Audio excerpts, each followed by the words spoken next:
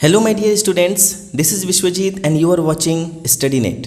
तो आज के इस वीडियो में हम लोग देखने वाले हैं सेक्सुअल रिप्रोडक्शन इन प्लांट्स। तो हमने अभी तक ये देख लिया कि sexual reproduction in human being कैसे होता है। तो अब हम ये देखने जा रहे हैं कि सेक्सुअल रिप्रोडक्शन इन प्लांट कैसे होता है। तो देखो बच्चों, तुम लोग ज़्यादा टाइम वेस्ट मत करना, ना ही मैं ज़्यादा टाइम वेस्ट करने वाला हूँ। तो फटाफट हम लोग वीडियो पे आते हैं, क्योंकि अब एग्जाम का समय आ रहा है तो हमारे पास ज़्यादा समय नहीं है। ठीक है, तो सबसे पहले देखो बच्चों, ये समझ लो कि एंजियोस्पर्म क्या होता है। ठीक है, तो एंजियोस्पर्म किसको बोलते हैं? ऐसे प्लांट्स, या फिर हम ऐसे कह सकते हैं कि ऐसे फ्लावरिंग प्लांट्स जिसमें फ्लावर्स होते हैं। यानी तुम्हारे अगल बगल जो भी प्लांट्स तुम्हें दिखते हैं ना, जिसमें फ्लावर्स होते हैं, ऐसे सारे प्लांट्स को हम कहते हैं angiosperm.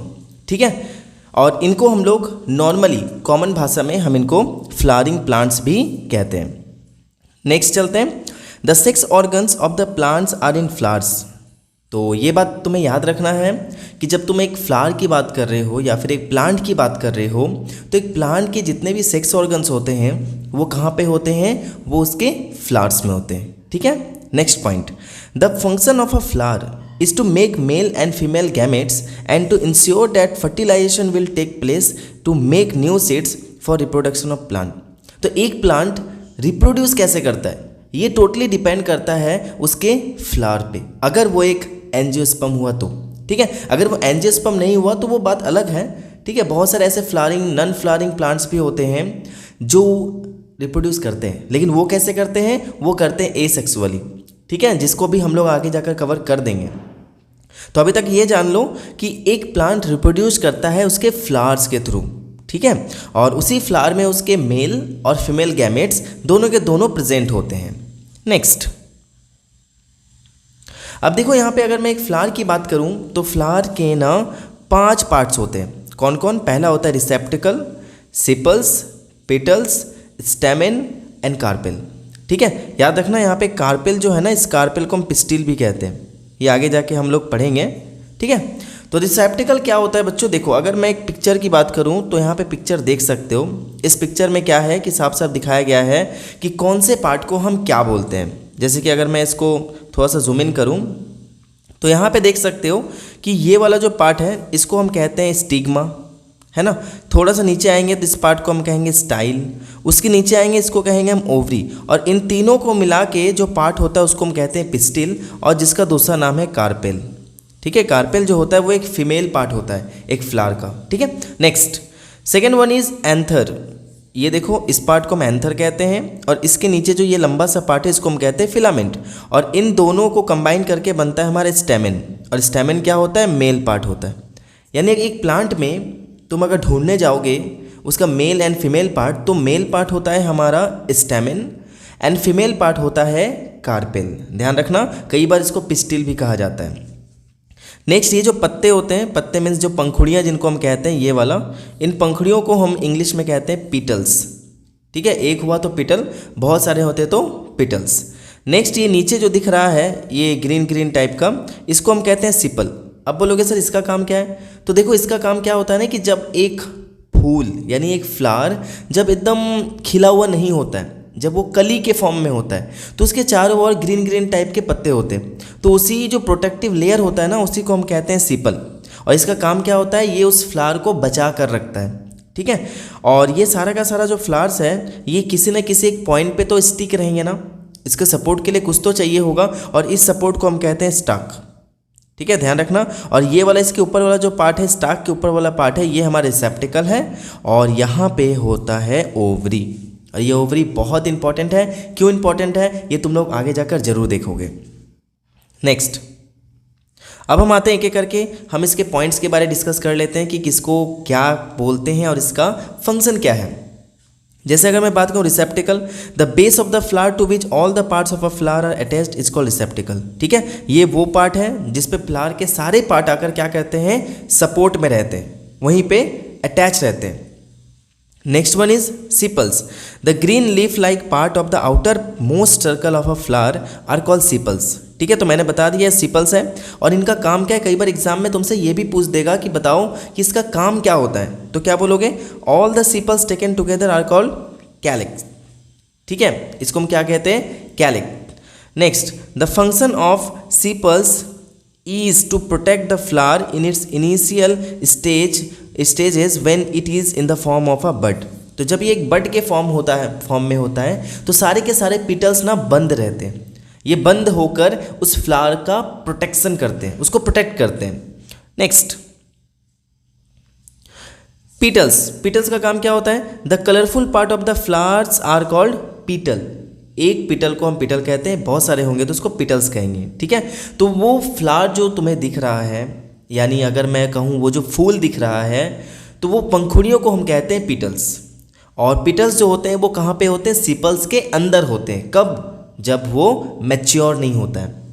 All the petals taken together are called corolla, ठीक है। सारे के सारे पिटल्स को जब हम एक साथ ले लेंगे तो इसको हम लोग एक साथ मिलाकर बोलते हैं corolla. The petals are usually scented. ये पिटल्स कैसे होते हैं? सेंटेड होते हैं, डेट मीन्स इसमें सेंट होते हैं। And the function of petal is to attract insects and to protect the reproductive organs which are at the centre of the flower. तो पहला फंक्शन क्या होता है कि ये सेंटेड होता है, और सेंटेड होने के कारण ये इंसेक्ट्स को अट्रैक्ट करता है ताकि ये क्या कर सके? पॉलिनेशन में हेल्प कर सके, ठीक है। पॉलिनेशन क्या होगा वो भी हम लोग आगे वीडियो में देखेंगे। तो पॉलिनेशन करवाने में ये हेल्प कर सके, जर्मिनेशन ऑफ सीड में भी हेल्प कर सके, है ना। नेक्स्ट, और इसका एक सेकेंड फंक्शन होता है कि ये प्रोटेक्ट करता है किस चीज़ को? एक फ्लावर के रिप्रोडक्टिव पार्ट को, यानी पंखुड़ियाँ जो होती है वो फ्लावर के रिप्रोडक्टिव पार्ट, डेट मीन्स जिसको हम ओवरी कहते हैं, उसको ये प्रोटेक्ट करके रखती है अपने पास। Next is stamen. स्टैमेन क्या है भाई? Stamen is the male reproductive organ of a plant and it is the little stalks with swollen tops just inside the rings of the petals in a flower are called stamen and it produces pollen grain। तो अगर मैं male reproductive part की बात करूं तो वो क्या हो जाएगा? स्टैमेन। और उसमें अगर मैं मेल गैमेट्स की बात करूं तो मेल गैमेट्स क्या हो जाएगा? वो हो जाएगा तुम्हारा पॉलन ग्रेन, ठीक है। यहाँ तक कोई दिक्कत परेशानी आई होप बिल्कुल नहीं होनी चाहिए। तो अगर मैं आता हूँ यहाँ पे स्टैमेन की बात करता हूँ, तो स्टैमेन को हम ना दो पार्ट में डिवाइड कर सकते हैं। कितने पार्ट्स में? दो पार्ट्स में। तो ये देखो, ये जो पिक्चर में दिख रहा है ना, इसको हम कहते हैं स्टैमेन, ठीक है।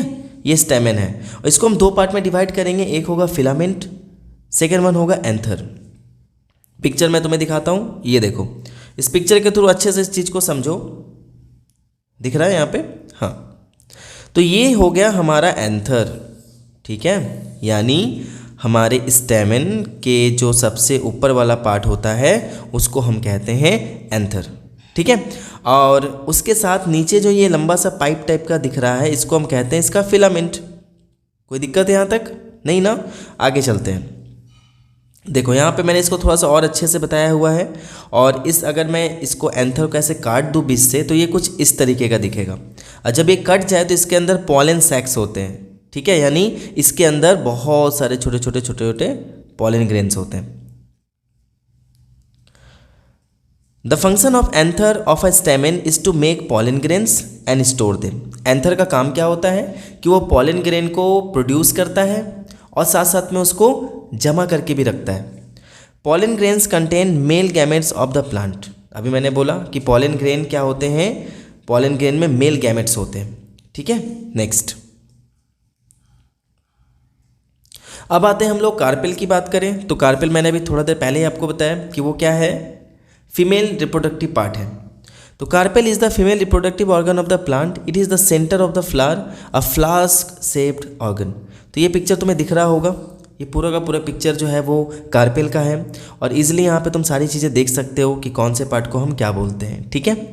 और साथ साथ मैंने यहाँ पे नीचे लिख भी दिया है कि ये कार्पेल के तीन मेन पार्ट्स होते हैं, स्टिग्मा, स्टाइल एंड ओवरी। इसको थोड़ा हम लोग क्लोजली देखते हैं, ठीक है। तो यहाँ पे भी देख सकते हो, ये जो पार्ट है हमारा, यहाँ पे देखो, है ना। तो ये ऊपर वाला जो पार्ट होता है इसको हम कहते हैं स्टिग्मा। ये जो पाइप लाइक स्ट्रक्चर है इसको कहेंगे हम स्टाइल, और ये वाला जो पार्ट है जो सबसे मेन होता है इसको हम कहते हैं ओवरी। एक एक करके इसके बारे में हम लोग देख लेते हैं नोट्स के रूप में। Stigma is for receiving the pollen grains from the anther of a stamen during pollination. तो जब पॉलिनेशन होता है तो उस समय स्टिग्मा का काम क्या होता है कि ये पॉलन ग्रेन को रिसीव करता है, ठीक है। और ऐसा ये क्यों कर पाता है? क्योंकि stigma is so sticky that pollen grain can stick to it. Stigma ना बहुत चिपचिपी होती है, ठीक है, स्टिकी होती है। इस वजह से इसका काम क्या होता है कि ये जितने भी पॉलन ग्रेन्स इसके आसपास आते हैं ना, इसको ये अपने ऊपर स्टिक कर लेती है, चिपका लेती है, और चिपक जाने के बाद होता है असली खेल शुरू। नेक्स्ट हमारा काम है स्टाइल। स्टाइल का क्या काम है? The middle part of carpel is called style. ये जो बीच वाला पार्ट दिख रहा है ना तुम्हें, ये बीच वाले पार्ट को हम कहते हैं style. And it is a tube which connects stigma to the ovary. और ये वही पार्ट है जो क्या करता है, स्टिग्मा को कनेक्ट करता है ओवरी से। तो जरा इसका अगर हम क्लोजअप लुक लें तो देखो तुम्हें ये दिख रहा होगा कि ये जो पाइप है, ये पाइप कनेक्ट कर रहा है स्टिग्मा को किससे? ओवरी से। समझ गए? तो इसका ये फंक्शन बहुत इंपॉर्टेंट है। देखो बच्चों, इस बार एग्जाम में ना कंपिटेंसी बेस्ड क्वेश्चन आने वाले हैं। तो कंपिटेंसी बेस्ड क्वेश्चन आने वाले, डेट मीन्स कि सिर्फ ऐसे ऊपर से पढ़ लेने से काम नहीं चलेगा। तुम्हारे अंदर वो एप्लीकेशंस होनी चाहिए कि कोई भी टर्म तुम अगर पढ़ रहे हो तो पढ़ते पढ़ते ये भी तुम्हें समझ आना चाहिए कि उसका हम यूज़ कहाँ करें और किस जगह पर करें। नेक्स्ट, और इस वीडियो के लास्ट में मैं तुम्हें 2 कंपिटेंसी बेस्ड क्वेश्चन दूंगा और देखना कि वो तुम बना पा रहे हो नहीं। ठीक है, मैं बता भी दूंगा। Third part is ovary. देखो ओवरी का काम क्या होता है, मैंने बता रखा है पहले। The swollen part at the bottom of a carpel is ovary. ठीक है, सबसे जो नीचे वाला पार्ट होता है ये ओवरी होता है। इसी में एग्स प्रोड्यूस होते हैं, है ना, इसी में ओवम होता है जिसको हम कह सकते हैं फीमेल रिप्रोडक्टिव गैमेट या फिर फीमेल गैमेट जिसको हम कहते हैं वही। ठीक है, the female gametes of a plant are made in the ovary of carpel. अभी मैंने बोला फीमेल गैमेट बनता है कहाँ पे? ओवरी में बनता है। Next, the female organ of the plant is known by 2 names. इसको हम 2 नाम से जानते हैं, एक कार्पेल, एक पिस्टिल। अब आता है यहाँ पे देखो 2 बहुत इंपॉर्टेंट टर्म्स आते हैं। एक होता है यूनिसेक्सुअल फ्लावर, एक होता है बाइसेक्सुअल फ्लावर। आखिर दोनों में फ़र्क क्या है? देखो, the flowers which contain only 1 sex organ either stamen और carpel known as unisexual. Unisexual हम उनको कहेंगे जिनमें दोनों में से कोई एक हो। ठीक है, चाहे तो मेल रिप्रोडक्टिव पार्ट हो या फीमेल रिप्रोडक्टिव पार्ट हो। तो अगर मैं प्लांट्स के केस में क्या बोलूँगा, चाहे तो उसमें स्टेमेन हो या उसमें कार्पेल हो, इन दोनों में से कोई एक होगा तो उसको हम कहेंगे यूनिसेक्सुअल फ्लावर। जैसे कि एग्जांपल की अगर मैं बात करूं तो पपाया के जो फ्लावर्स होते हैं और वाटरमेलन प्लांट के जो फ्लावर्स होते हैं, ये दोनों होते हैं यूनिसेक्सुअल फ्लावर्स। अगर पिक्चर की बात करोगे तो पिक्चर जो ये फर्स्ट वाला शो हो रहा है ये तुम्हारा पपाया फ्लावर है, और उसके नीचे ये जो शो हो रहा है ये तुम्हारा वाटरमेलन। ठीक है, इसको मैं थोड़ा सामने से दिखा देता हूँ, गौर से देखो। ये हमारा हो गया पपाया और ये हमारा हो गया वाटरमेलन। ठीक है, चलो नेक्स्ट आगे देखते हैं। हमारा सेकंड क्या आता है हमारा बाइसेक्सुअल। तो बाइसेक्सुअल में डेफिनेटली इसका ऑपोजिट हो जाएगा। यूनिसेक्सुअल में क्या देखा हमने कि दोनों में से कोई एक होगा, तो बाइसेक्सुअल में क्या हो जाएगा, दोनों के दोनों होंगे, यानी एक ही फ्लावर में दोनों पार्ट्स होंगे, मेल भी फीमेल भी। बोले तो स्टेमेन भी और कार्पेल भी। ऐसे बहुत सारे फ्लावर्स होते हैं। जैसे अगर एग्जांपल तुमसे पूछ दिया जाए तो तुम क्या बताओगे? हिबिस्कस। हिबिस्कस के जो फ्लावर्स होते हैं वो बाइसेक्सुअल होते हैं। मस्टर्ड प्लांट्स, सरसों का जो बीज होता है वो जिस प्लांट से निकलता है, सरसों का तेल हम सब यूज़ करते हैं ना ऑयल में, तो वो सरसों का तेल जो होता है वो जिस प्लांट से आता है उसके जो फ्लावर्स होते हैं वो कैसे होते हैं? बाइसेक्सुअल। तो अगर मैं यहाँ पे पिक्चर के थ्रू दिखाना चाहूँ तो ये जो पिक्चर तुम देख पा रहे हो ये पिक्चर है हमारा हिबिस्कस प्लांट का, और ये जो पिक्चर देख पा रहे हो फ्लावर, ये हमारा है मस्टर्ड सीड का। ठीक है, मस्टर्ड प्लांट का। तो 4 नेम्स हैं, ये चारों नेम्स तुम्हारे लिए बहुत इंपॉर्टेंट है, तो इसको दिमाग में रखना, याद कर लेना। नेक्स्ट सेकेंड टर्म आता है हमारा पॉलिनेशन। पॉलिनेशन क्या होता है? The transfer of pollen grain from anther of a stamen to stigma of a carpel is called pollination. यानी पॉलिन ग्रेन का एंथर से निकलकर स्टिग्मा में चले जाना, इस प्रोसेस को ही हम कहते हैं पॉलिनेशन। ठीक है, अब पॉलिनेशन देखो बेटा 2 टाइप से होते हैं। एक होता है सेल्फ पॉलिनेशन, एक होता है क्रॉस पॉलिनेशन। सेल्फ पॉलिनेशन में क्या होता है कि एक ही फ्लावर में दोनों होते हैं, यानी हम एक तरह से ऐसे कह सकते हैं कि सेल्फ पॉलिनेशन हमारे होते हैं बाइसेक्सुअल फ्लावर्स में। ठीक है, और क्रॉस पॉलिनेशन होता है यूनिसेक्सुअल में।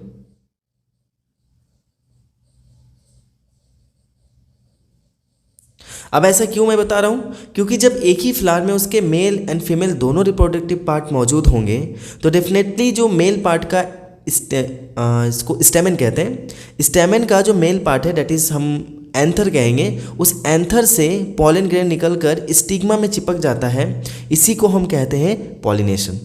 लेकिन अगर मैं यूनिसेक्सुअल फ्लावर की बात करूं तो उसके पास चाहे तो एंथर होगा या स्टिग्मा होगा, दोनों तो हो नहीं सकता।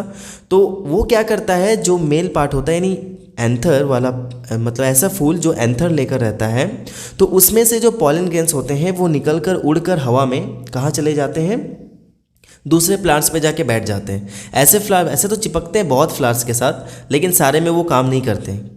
ठीक है, जो फीमेल पार्ट्स होते हैं और सेम टाइप के प्लांट्स होंगे, ये ध्यान में रखना, कई बार क्वेश्चन ये भी पूछ देता है, ठीक है, कि ऐसा क्यों नहीं हुआ।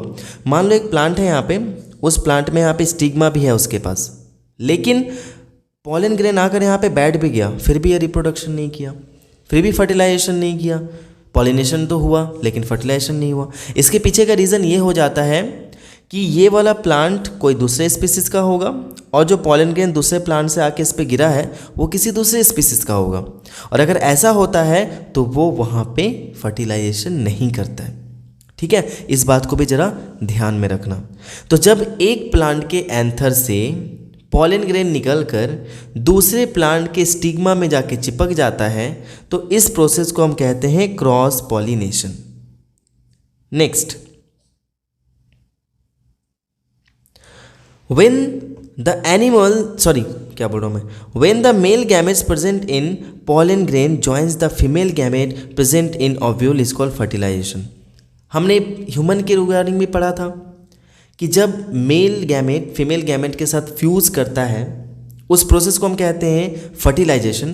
तो सेम काम यहाँ पे भी हमारा होगा कि जब हमारा पॉलन ग्रेन में जो मेल गैमेट होता है वो जब फीमेल के एग में जो फीमेल गैमेट होता है उसमें जाके वो चिपक जाता है, उसमें जाके वो फ्यूज़ कर जाता है, तो इस प्रोसेस को हम कहते हैं फर्टिलाइजेशन। अब ये तुम पिक्चर 2 देख सकते हो, सामने मैं यहाँ पे दिखा रहा हूँ। तो सबसे पहले ये जो पॉलन ग्रेन होता है, पॉलन ग्रेन आके यहाँ पे बैठ जाता है, स्टिग्मा में चिपक जाता है। उसके बाद धीरे धीरे, हाँ ध्यान रखना है कि ये दोनों प्लांट जो होंगे वो सेम स्पेसिस के ही होने चाहिए। ठीक है, तो जब ये सेम स्पेसिस के हैं, सेम ही टाइप के प्लांट्स हैं, तो उसमें आके जब ये बैठा तो धीरे धीरे ये जो पॉलन ट्यूब है वो धीरे धीरे नीचे की ओर बढ़ने लगा, यानी ये स्टाइल से होते हुए धीरे धीरे नीचे आने लगा।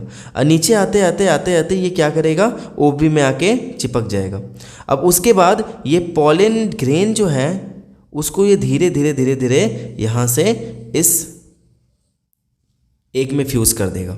एक चीज़ ध्यान रखना कि एक पॉलन ग्रेन में 2 मेल गैमेट्स होते हैं। कितने होते हैं, अगर मैं लिखूँ 1 पॉलन ग्रेन,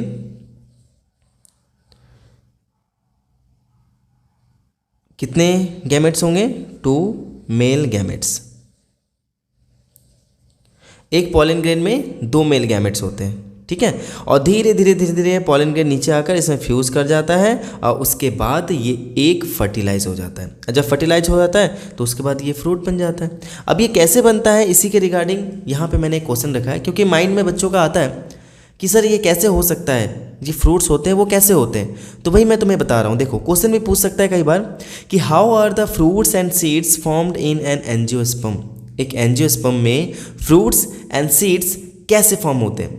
तो मैंने यहाँ पे आंसर क्या लिखा है, the fertilised egg divides several times to form an embryo within the ovule. The ovule develops a tough coat around it and is generally converted into a seed. The ovary of the flower develops and becomes a fruit.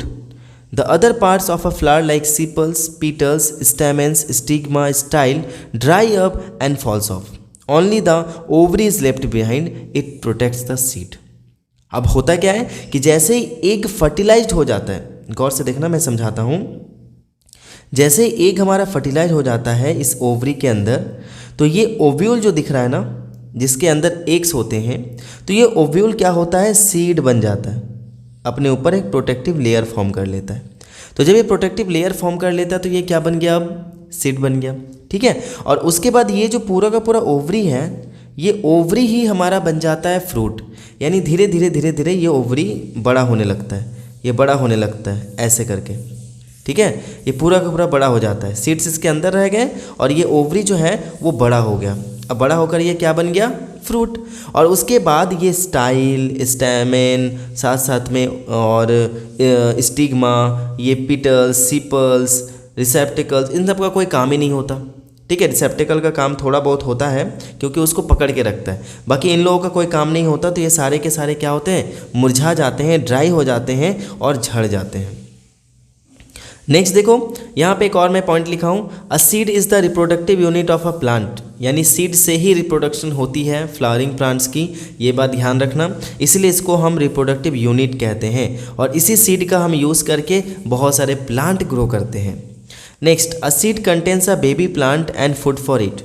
एक seed के अंदर दो चीज़ें होती हैं, एक baby plant को वो कंटेन करता है, साथ साथ में उसके लिए वो फूड भी स्टोर करके रखता है। The part of the baby plant in seed which develops into shoot with leaves is called plumule and the part which develops into roots is called radicle। तो एक मैं प्लांट की अगर बात करूं तो एक प्लांट को हम दो तरीके से डिवाइड कर सकते हैं।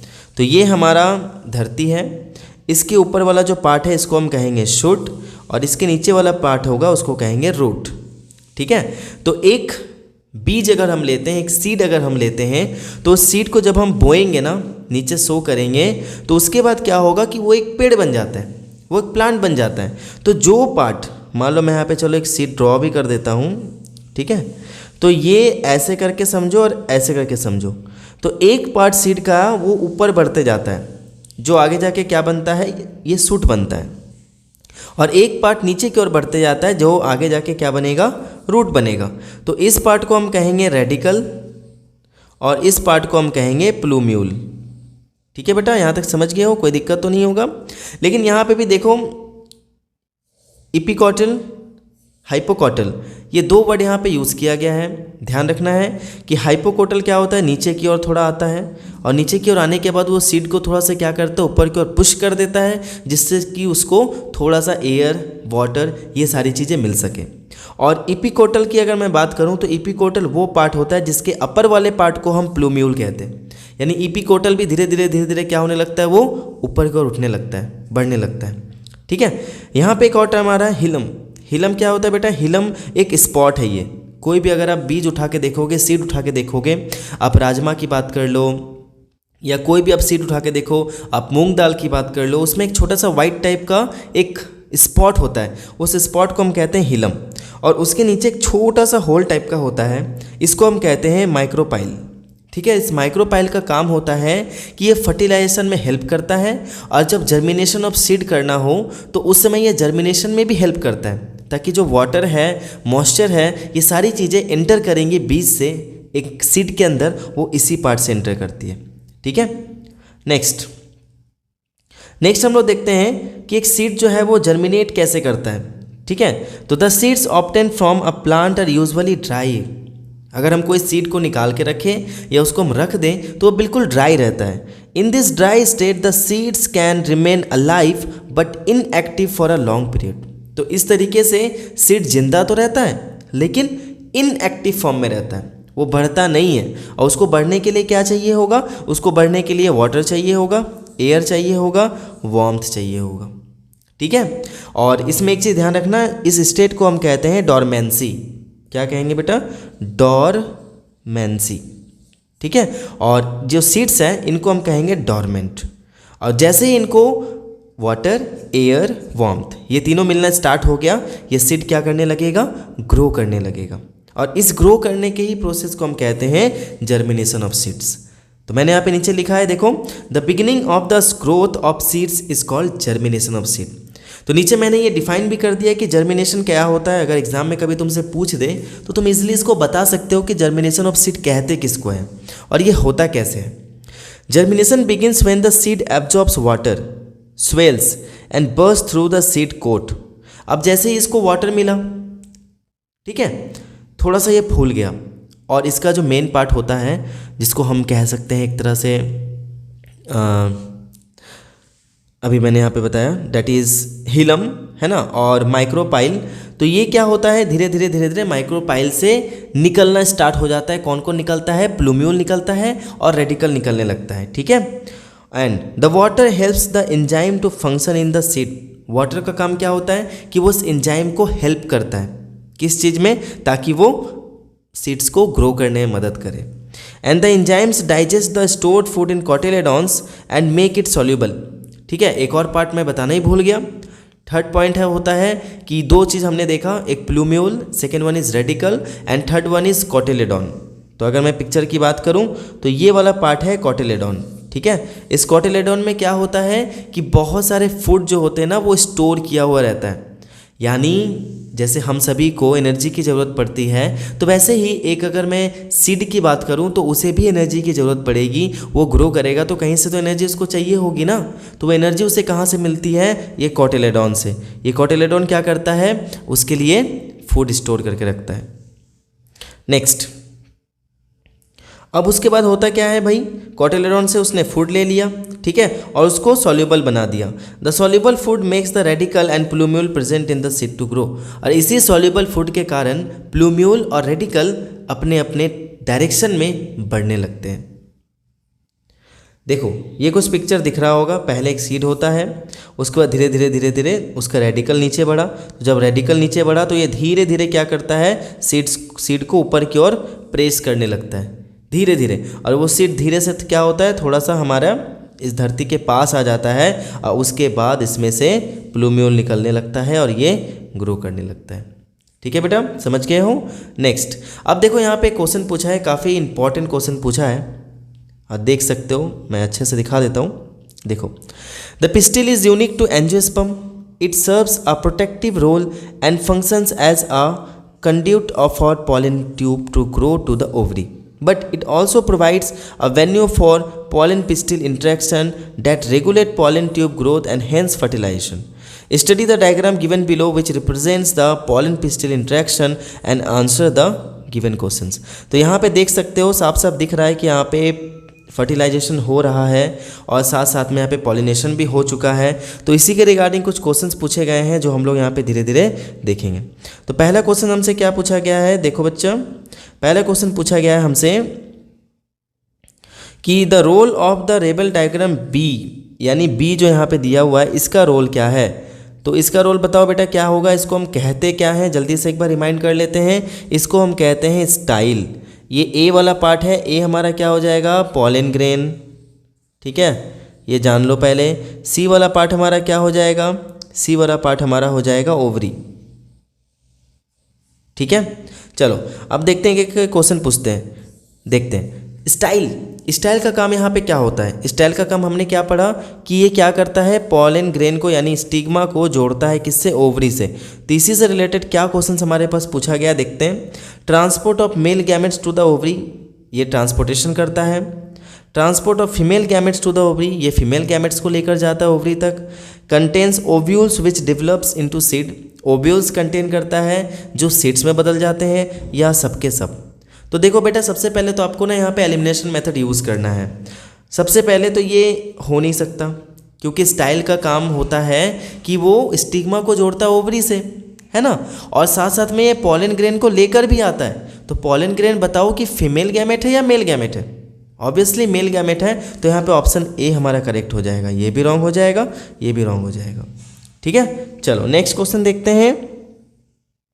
सेकेंड क्वेश्चन पूछा हुआ है कि how many gametes are produced by each pollen grain. अभी मैंने थोड़ा देर पहले बताया कि एक पॉलन ग्रेन कितने गैमेट्स प्रोड्यूस करता है, 2 गैमेट्स प्रोड्यूस करता है। 2 ऑप्शन है ऑप्शन। चलो next, what happens to label A when falls on suitable stigma. Label A का क्या होने वाला है जब एक सुटेबल स्टिग्मा में फैलेगा, तो ऑब्वियसली ये क्या होगा कि धीरे धीरे धीरे धीरे बढ़ते हुए कहाँ तक पहुँच जाएगा, ओवरी तक। तो देख लेते हैं क्या होगा। Pollen grain is gradually डिसइंटीग्रेट्स, pollen grain यहाँ से टूटकर बाहर चला जाएगा, हो ही नहीं सकता। Pollen grain directly reaches the embryo sac. अब देखो बेटा, यहाँ पे ना बहुत इंपॉर्टेंट चीज़ आपसे पूछ दिया है, और वो इंपॉर्टेंट चीज़ ये है कि यहाँ पे एक वर्ड डाला है सुटेबल स्टिग्मा। ये इसलिए डाला है क्योंकि दूसरे प्लांट का पॉलन ग्रेन अगर आकर उसमें बैठ जाएगा तो उसका तो कोई काम होगा ही नहीं, वो तो ऐसे ही गिर जाएगा, है ना, वो आगे फर्टिलाइजेशन कर भी नहीं पाएगा। तो इसलिए यहाँ पे सुटेबल स्टिग्मा वर्ड का यूज़ किया गया है। तो अगर सुटेबल स्टिग्मा ना हो तो ये आंसर हमारा सही हो जाता, लेकिन सुटेबल स्टिग्मा की बात की गई है तो ये आंसर गलत हो जाएगा। Pollen grain directly reaches to embryo sac, ये एम्ब्रायो के सैक में पहुंच जाता है डायरेक्ट, नहीं। Pollen grain starts germinating and forms the pollen tube, ये यहीं से जर्मिनेशन स्टार्ट करता है और धीरे धीरे क्या करता है, ऐसे पॉलन ट्यूब का फॉर्मेशन करने लगता है। ऑब्वियसली बात बिल्कुल सही है। So third option is correct option, है ना। एंड डी देख लेते हैं, pollen grain changes into ovules and then to fruit. वाह, मीन्स पॉलन ग्रेन क्या होता है, ओव्यूल में बदल जाता है और ओव्यूल के बाद वो क्या होता है, फ्रूट में बदल जाता है। बताओ, ये तो हो ही नहीं सकता। तो option C is the right option. Last question देख लेते हैं हम लोग। ये पिक्चर देख रहे हो, ये मैं आंसर अभी पहले नहीं बताऊंगा, पहले समझो, ध्यान से समझो। क्या क्वेश्चन पूछा है कि in the given diagram showing the carpel of an insect pollinated flower, the most likely reason for the non germinating of pollen grain Z। तो यहाँ पे 3 pollen grain का यूज़ है। 3 pollen grain, अगर इसको हम सामने से देखें थोड़ा क्लोजअप लेकर, तो एक pollen grain हमारा यहाँ है, एक pollen grain यहाँ है, एक छुट्टू सा pollen grain यहाँ है। तो ये दोनों pollen grain धीरे धीरे जर्मिनेट कर रहे हैं, लेकिन ये छुट्टू सा pollen grain जो है वो जर्मिनेट नहीं कर रहा है। इसके पीछे का रीज़न क्या है, वो आपसे क्वेश्चन पूछा है। तो क्वेश्चन में पढ़ते हैं कि pollen grain X and Y were brought to the stigma earlier, therefore their germination inhibited the germination of pollen grain Z। तो पहला ऑप्शन हमारा कह रहा है कि X वाला pollen grain एंड Y वाला pollen grain दोनों के दोनों बहुत पहले ही आकर वहाँ पे बैठ गए थे, जिसकी वजह से वे लोग जर्मिनेट कर गए और ये बाद में आया तो ये जर्मिनेट नहीं कर पाया। Pollen grain Z was brought to the flower by wind, while pollen grain X and Y were brought to the flower by insect। ठीक है, तो ये एक इंसेक्ट ईटिंग प्लांट है, एक तरह से हम कह सकते हैं, नॉन जर्मिनेटिंग प्लांट है, नॉन जर्मिनेटिंग प्लांट बोल रहा हूँ। यहाँ पे साफ साफ लिखा हुआ insect pollinated plant. Insect pollinated plant का मतलब क्या होता है कि पॉलिनेशन अलग अलग तरह से होता है। ठीक है, पॉलिनेशन करवाने में बहुत सारी चीज़ें हेल्प करती है, जैसे कि पॉलन ग्रेन्स जब फ्लावर से टूट कर गिरते हैं तो वो विंड के थ्रू भी किसी दूसरे प्लांट तक पहुंच जाते हैं। कई बार जो इंसेक्ट्स होते हैं वो उसको एक जगह से दूसरे जगह ले जाते हैं। कई बार बर्ड्स होते हैं वो एक जगह से उसको दूसरे जगह ले जाते हैं। कई बार तो वो वाटर में टूट के गिर जाता है और उसके अगल बगल जितने प्लांट्स होते हैं जो उससे टच में आते हैं वो सारे के सारे फर्टिलाइज हो जाते हैं। तो एक तरह से हम कह सकते हैं कि पॉलिनेटिंग एजेंट्स बहुत सारे हो सकते हैं हमारे नेचर में। तो 2-3 एग्जाम्पल अगर तुमसे पूछा जाए एग्जाम में तो क्या बोलोगे? पहला बोल देना by bird, by insect, third बोल देना बाय विंड एंड फोर्थ बोल देना बाय वाटर। ये 4 सबसे इम्पॉर्टेंट हैं। ठीक है, तो वही बोला है कि ये फ्लावर जो है उसमें एक्स एंड वाई को इंसेक्ट के द्वारा लाया गया था इसलिए ये जर्मिनेट कर गया, लेकिन जेड को विंड के द्वारा लाया गया इसलिए ये जर्मिनेट नहीं कर पाया। अगला ऑप्शन देखते हैं, पॉलन ग्रेन जेड लैक्स प्रोस्टियंस that allow it to adhere properly into the stigma surface. ठीक है, तो इसमें एक केमिकल की कमी है जो क्या कर रहा है उसको उसमें अच्छे से चिपकने नहीं दे रहा है। ये दोनों चिपक गए इसलिए ये जर्मिनेट कर गए, ये नहीं चिपका इसलिए जर्मिनेट नहीं किया। एंड लास्ट ऑप्शन भी हम लोग देख लेते हैं, pollen grain Z comes from a flower of an incompatible species. Pollen grain Z कोई दूसरे स्पीसीज वाले प्लांट से आया हुआ है और वो आकर इस पर बैठ गया है इसीलिए ये जर्मिनेट नहीं कर पा रहा है। तो समझ गया ना आंसर? आंसर हमारा वही होने वाला है। डैट मीन्स फॉर एग्जांपल अगर मान लो कि कोई भी ऐसी चीज़ जो किसी एक कंपनी की हो उसमें आप किसी दूसरे कंपनी का चीज़ लाकर फिट करोगे तो वो फिट तो नहीं बैठेगा ना। तो ये ये स्टिग्मा, कार्पेल का ये स्टिग्मा कभी उसको एक्सेप्ट ही नहीं करेगा। एक्सेप्ट करने के लिए सेम स्पीसीज होना चाहिए। तो अगर मैं यहाँ पे इसका एक्सप्लेनेशन की बात करूँ तो एक्सप्लेनेशन भी साफ साफ लिखा हुआ है कि pollen grains can only germinate if the pollen grain and stigma are compatible, that is of the same or closely related species. Pollen grains X and Y must have come from the compatible species. Only compatible pollen grains germinate and form pollen tubes. तो I hope बच्चों कि ये सारी चीज़ें समझ में आ गई होगी कि रिप्रोडक्शन किस तरीके से एक फ्लावरिंग प्लांट में होता है एंड इसको हम सेक्सुअल रिप्रोडक्शन इन प्लांट्स कहते हैं। नेक्स्ट वीडियो में हम लोग आगे जाकर ये भी सीखेंगे कि एसेक्सुअल रिप्रोडक्शन के थ्रू किस तरीके से जो यूनिसेक्सुअल ऑर्गेनिज्म होते हैं, है ना, वो किस तरीके से रिप्रोड्यूस करते हैं, ये भी हम लोग आगे देखेंगे। कुछ इंपॉर्टेंट क्वेश्चन आंसर भी देखेंगे। तो ऐसे ही हमारे साथ इसी तरह इस चैनल को अपना प्यार देते रहना है। Thank you so much for watching this video and reading with me. मिलता हूँ अगले वीडियो में। तब तक के लिए everyone take care, be safe, keep learning and keep watching Study net.